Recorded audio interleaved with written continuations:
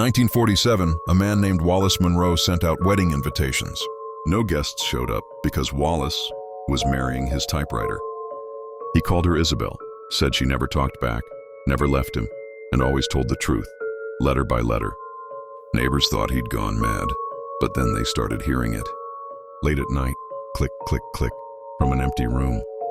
Wallace swore he didn't touch it. He'd wake up to pages filled with writing, poems he never remembered composing, names he didn't recognize. One night he placed a ring on the ribbon spool. He kissed the spacebar and said, "Till death do us part." The next morning, Wallace was gone, but the typewriter wasn't. It sat alone with a fresh page inside. Typed in red ink, "He belongs to me now." Follow Curious Mind for more eerie stories.